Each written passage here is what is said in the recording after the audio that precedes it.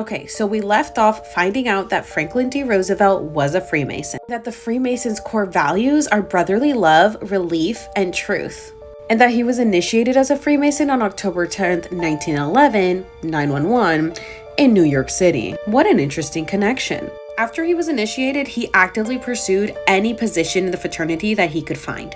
So in addition to being a Master Mason, a 32nd degree Scottish Rite Freemason, and a Shiner, he was also all of these listed below. And as you can see right here, he was an honorary member of several Masonic lodges, including Architect Lodge, New York, where he raised his son, Franklin Jr. and James, on November 7th, 1935. And 1935 is the year that they dedicated the Hoover Dam to him. After initiating his sons in 1935, he said, "To me, the ceremonies of Freemasonry in this state of ours, especially these later ones that I have taken a part in, always make me wish that more Americans in every part of our land could become more connected with our fraternity." The following year, his life changed dramatically when he ended up getting polio. It nearly paralyzed him completely, and it forced him to retirement, which led him to become a governor. While he was governor, he worked on all these amazing things.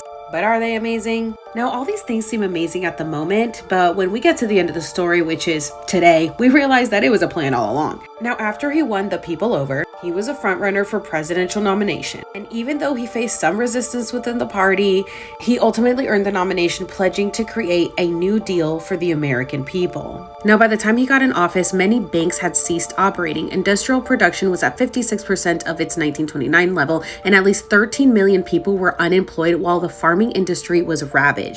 He ended up being re-elected in 1936, and his second term was increasingly shaped by the war erupting across Europe. While Roosevelt sought to maintain neutrality in the war, he wanted the United States and its allies to be in the face of attack. After Germany invaded France and the Battle of Britain began in 1940, the US started all manner of aid to Great Britain short of military involvement.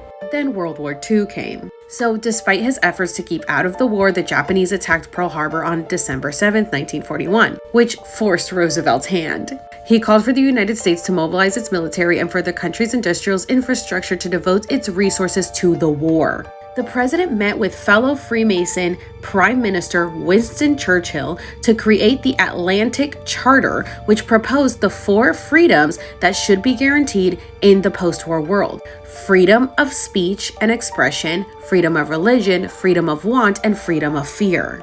Now in his third term, he worked tirelessly to set the stage for the United Nations and to establish positive relations between the US and Russia. This is getting interesting. I'll make another part.